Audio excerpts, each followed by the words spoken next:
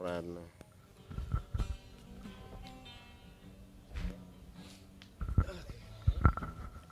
Sembari main gitar kita podcastan. Oke, assalamualaikum warahmatullahi wabarakatuh. Waalaikumsalam warahmatullahi wabarakatuh. Balik lagi di acara Nasib TV. Sentil. Obrolan sekitaran orang-orang yang lagi pening dan juga lagi pusing. Di era zaman corona ini, yang mana kita semua pada ketempuan, banyak yang kehilangan pekerjaan, kehilangan penghasilan, kehilangan pendapatan, dan lain-lainnya sampai terus berpikir sampai pusing dan juga pening. Kali ini gue ditemenin sama orang yang sering pusing dan juga sering pening juga. Dia adalah Bang Ipoy, seorang pemain band lah, yang yang mana sering pening dan pusing di era-era corona ini. Jadi gimana Bang, kabar lo? Keadaan perjalanan hidup lo di era-era zaman corona ini, nambah pusing, nambah pening, apa nambah ruwet? Waduh, mau dibilang ruwet ya ruwet, mau dibilang pusing ya pusing. Ya dibawa enjoy aja lah. Sekarang mah gimana nggak mau sekarang. Memang keadaannya semua begitu juga kan, kawan-kawan juga pada ngejerit sekarang ini. Mau usaha segala macam udah nggak bisa jalan lagi udah. Ya itu aja intinya, tetap harus kita bersabar aja lah, jalanin. Harus sabar dan tunggu. Itu jawaban yang kami terima. Kalau kata Iwan Fals ya. Dan ujung-ujungnya ternyata kita harus berjuang, robohkan setan yang berdiri mengangkang. Oh ya, oh ya, oh ya, bongkar. Oh ya, oh ya, oh ya, bongkar. Oke deh. Jadi menurut Kita harus bongkar. kita harus ngebongkar setan-setan yang berdiri mengangkang itu seperti apa contohnya sekarang ini, gambarannya menurut lu sendiri Bang, setan-setan yang berdiri mengangkang ini. Ya kita harus hadapin dengan senyuman aja lah, biar kita tetap bahagia, tetap bersyukur.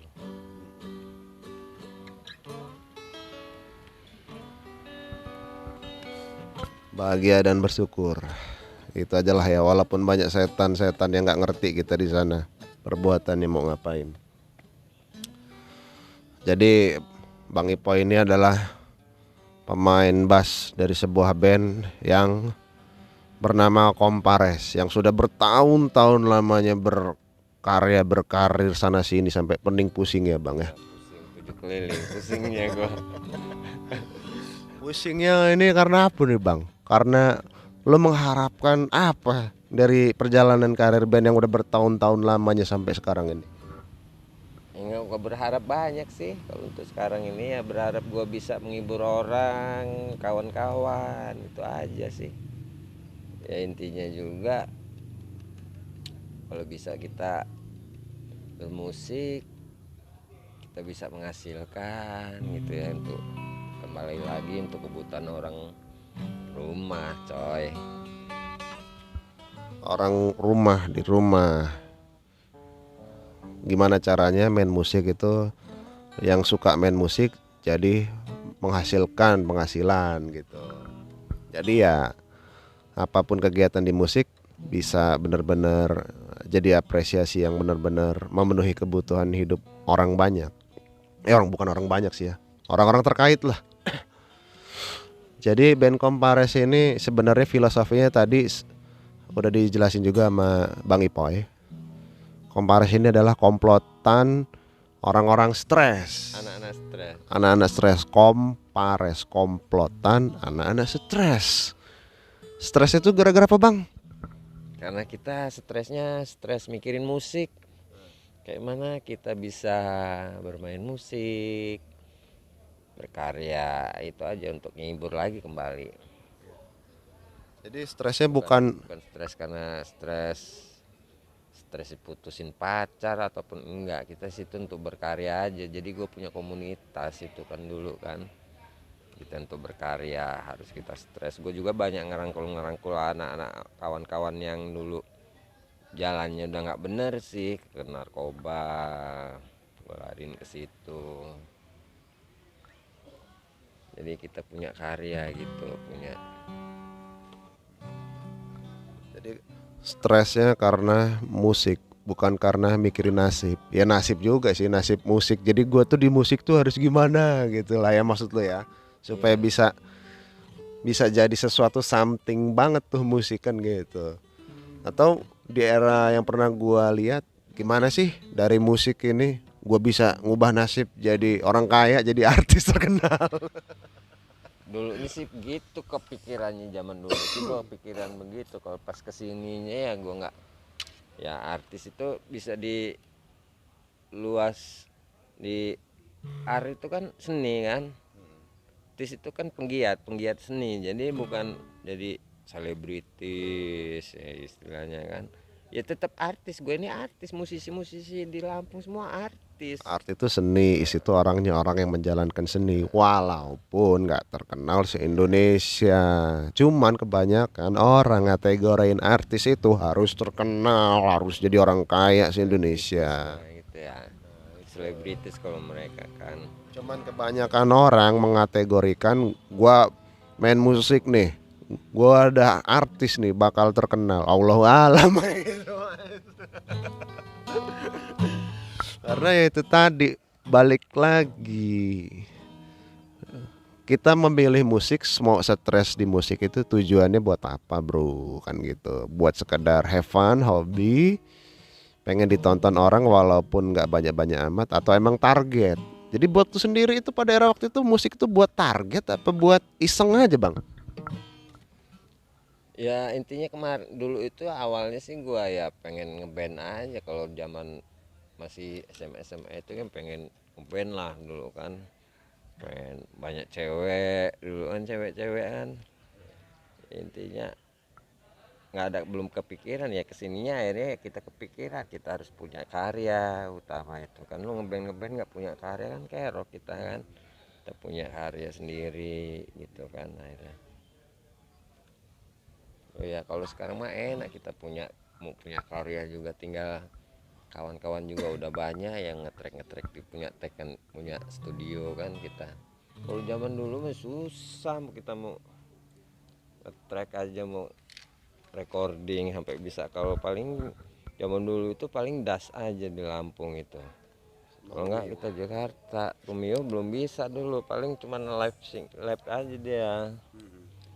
Kalau dia untuk ngetek belum, ya das itu dulu das sempet di DJ, susah banget dulu mah. Kalau sekarang kan, nah makanya zaman sekarang ini makanya udah enak, ini kita manfaatin lah. Mau lo mau terkenal juga lo, kalau mau nggak perlu masuk TV juga, lo main YouTube sekarang ini kan, YouTube itu kan bisa nge-backup kita sebagai ini juga kan, terkenal, bisa kita viral di sekarang ini. Yang penting lo mau kreatif aja sih di YouTube kan. Bisa jadi bahan promosi Iya. dan juga dokumentasi koleksi YouTube itu. Seperti itulah ya. Jadi dulu itu obsesinya biar banyak cewek ya bang ya, Iya, ngeband kalau itu dulu ya. mah banyak cewek. Kalau zaman dulu mah nggak mikirin kita pulang dapat duit ataupun enggak gitu kan, yang penting Tapi emang kadang-kadang beneran tuh langsung dapet cewek banyak pada era waktu itu. ya nggak aja sih, ada yang mungkin yang kita GM dulu kan tuh cewek kan, ya ada sih begitu, ada yang begitu. Kalau dulu kan zaman kita ini jadi pemain band itu kan banyak idola, banyak penggemar pasti kan. Karena dulu Kalau alat band band, kita terkenal kan. alat band tuh langka, jarang ada yang punya Iya. dulu itu.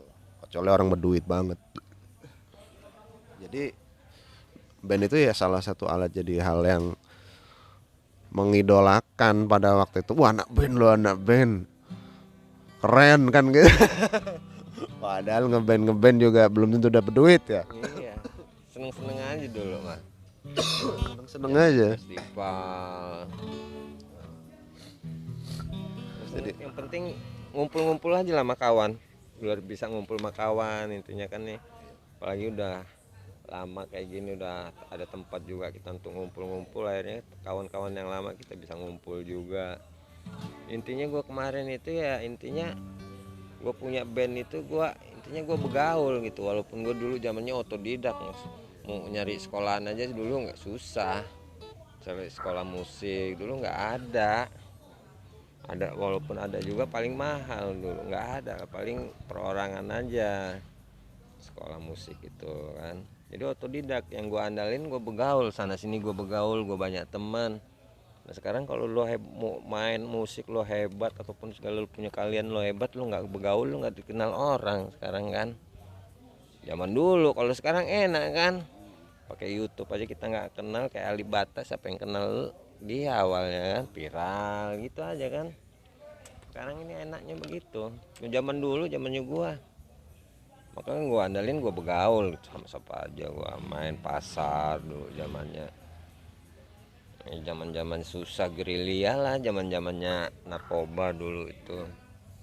Jadi di era waktu itu band itu buat jadi bahan relasi, relasi persaudaraan, pertemanan, yang mana sebenarnya ngeband itu langka, tapi sebenarnya tetap ada solusi buat jadi pemain band itu sendiri gitu loh. Oke deh itu ya Bang ya. Jadi dari awal lo ngeband itu di SMP ya waktu itu ya. Di tahun-tahun 92 93 itu ya. 93 ya, lulus SMP lah. 93. Jadi di band itu langsung mainin lagu apa tuh Bang? Kalau zaman dulu gua waktu ngeband itu zamannya SMP itu gua lagu-lagu kayak Scorpion itulah.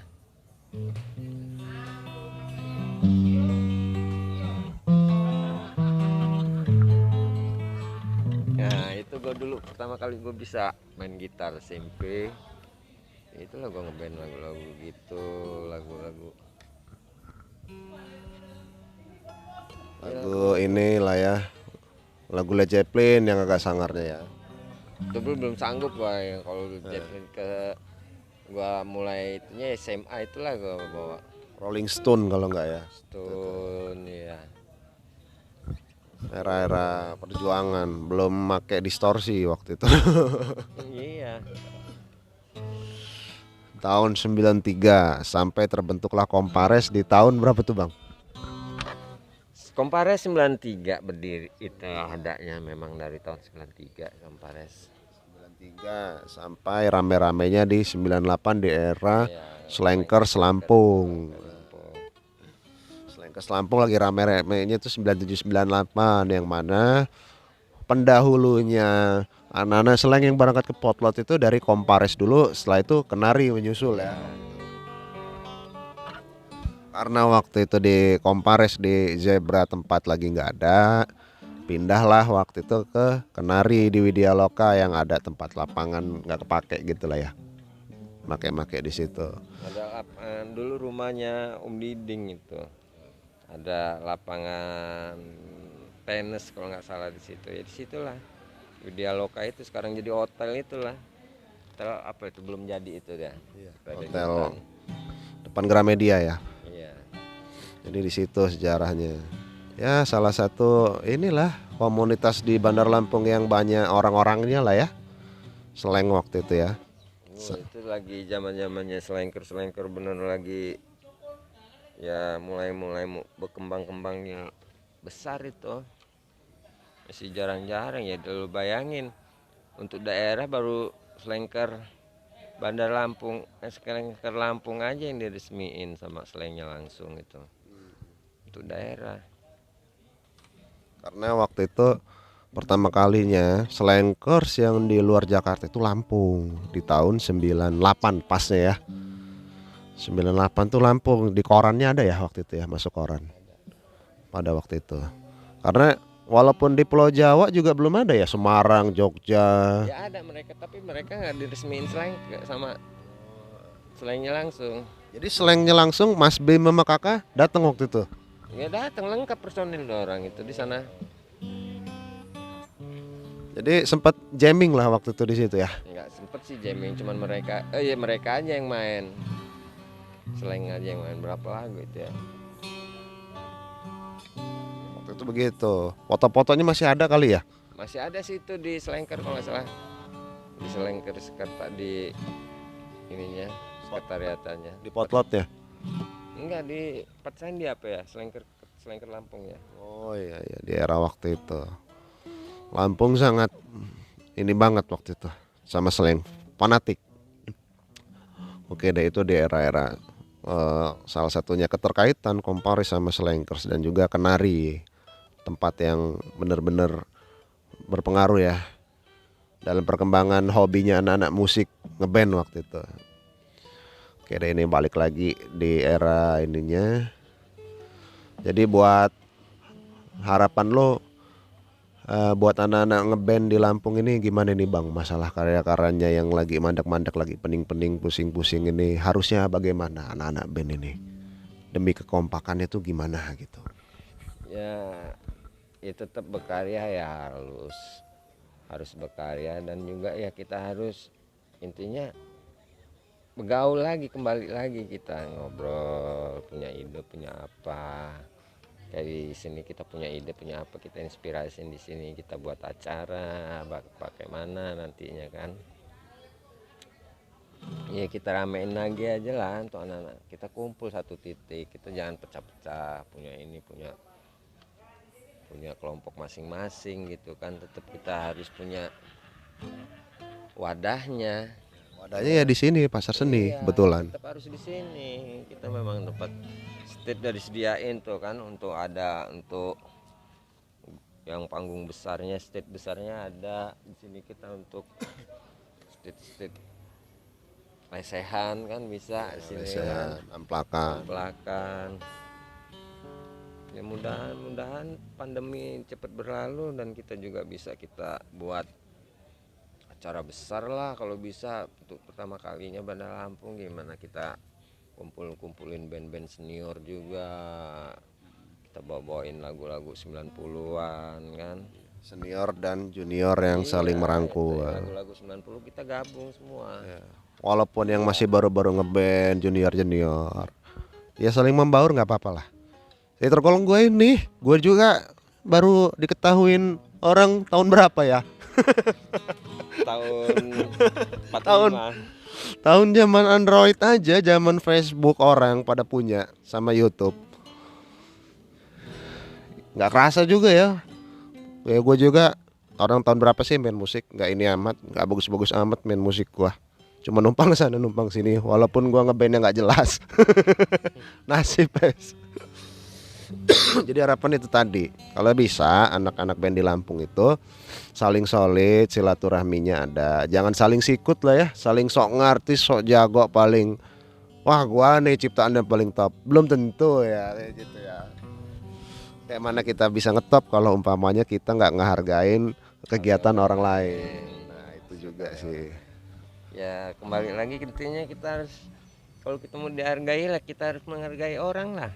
Jangan kita mau dihargai tapi kita nggak mau ngargain orang, kan kerok kita. Nggak bisa hidup itu kita di kelompok orang banyak gitu kan. Jadinya Pasar Seni ini diadakan oleh panitia beberapa penyelenggara supaya ya anak-anak band itu supaya jangan buntu kreativitas lah ya. Istilah kata jangan sampai senuk, stres beneran, sakit beneran ujung-ujungnya gila gara-gara aduh gue ini musik harus ngapain sih? Gue udah total, udah habis duit berjuta-juta, udah nge-track, udah ngayal mabok gak jadi artis. Stres dengan adanya gitu. Stres beneran lu nanti. Beneran ya. Nah, itu.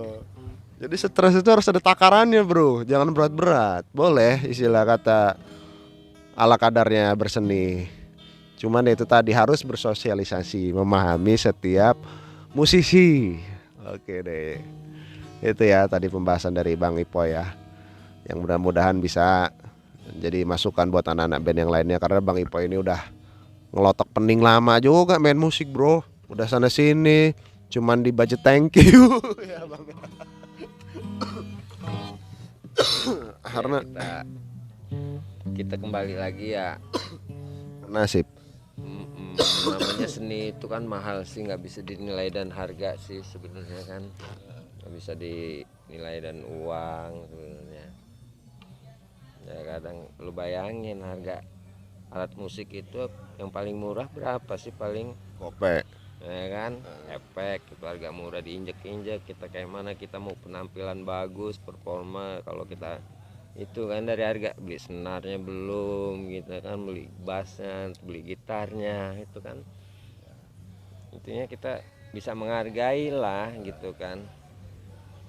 Bisa menghargai dan jangan saling mempertuhankan diri gitu loh. Jangan merasa paling benar. Wah, gua nih yang paling benar. Sementara kalau orang di musik itu harus berbagi-bagi rezeki. Berbagi-bagi rezeki itu nggak mesti duit, tapi wawasan, pengalaman, sehingga bisa memintarkan satu sama lain, mencerdaskan. Salah satunya bikin program yuk. Gimana ngeband ini kita itu bisa benar-benar dihargai walaupun di acara kecil-kecilan. Yang mana masyarakat kan sebenarnya masih ragu mau nanggep ngeband kalau ada hajatannya gitu ya Bang ya. Yang dibilang wah ini sok beginilah, sok idealis, sok ini, sok itu. Yang padahal sebenarnya nggak juga sih seperti itu tuh. Bukan nggak ada solusi, tapi ya dimana kita harus saling bantu. Namanya ngeband itu walaupun ada idealismenya, kalau waktunya mengindustri di acara industri ada job ya kita bisa aja sikat-sikat aja ya Bang ya. Sikat-sikat aja, ajar aja. Ajar-ajar aja, itu dari budaya ngeband itu ya seperti itu gitu loh. Jadi jangan ragu kalau ketemu band idealis ya, contohnya kayak Bang Ipo ini, Kompares, rock and roll, slankers banget. Wah, cuman slang doang ya nggak juga ya Bang ya. Iya. Tema-temanya aja kita bisa nempatin di mana kita main, acaranya apa gitu kan. Kalau waktunya wedding ya love song, Dangdut. dangdut. Kalau gua nggak munafik sih sekarang, ya sebenarnya nggak bisa sih kita mau, ya itu lagi kita hidup di Bandar Lampung ini, kita ngendalin idealis juga sekarang ini kan kerok kita. Ya gimana sih kalau kita punya cita-cita ataupun punya keahlian, kita di situ kita bisa menghasilkan kan, bisa ngidupin keluarga ya walaupun belum seutuhnya gitu kan. Ya gua apa aja, wah ngamen mana-mana ya ngamen, intinya main di kafe juga ngamen. Semua musik ya begitu kodratnya. Cuman Main di panggung ya ngamen gua gitu kan intinya. Cuman pengamen.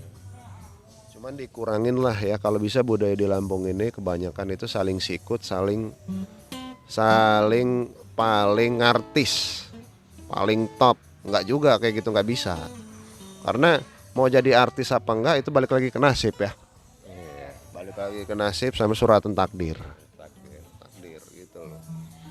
Bukan masalah mau jadi apa enggaknya, yang penting citra buat Lampung itu sendiri ternyata Selebritis lah kalau artis itu ya, kita juga semua artis itu kan pegiat seni aja gitu kan. Siapa semua bisa artis, menot artis, dia seniman, luas nih itu kan. luas seni.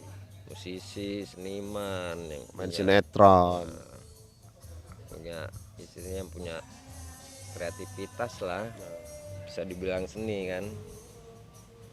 Jadi yang penting itu gimana citra budaya di Lampung sendiri itu orang-orangnya enggak terlalu rusak gara-gara citra obsesi yang berlebihan yang industrinya entah kemana. Kalau bisa di Lampung tuh kita mengindustri dengan sendirinya ya, mengolah manajemen sendiri di Lampung ya, dengan grid sendiri sehingga bisa memperkenalkan di luar ada harganya Lampung kan gitu. Sebenarnya seperti itu guys. Oke guys, segitu aja dulu ya. Lumayan kita ngobrol bareng sama Bang Ipoy. Walaupun nasib TV ini obrolan orang-orang yang lagi pening, lagi pusing, tapi tetap ada solusi dari saran-saran dan masukan yang udah disediakan. Oke, thank you. Gue tutup dulu. Assalamualaikum warahmatullahi wabarakatuh.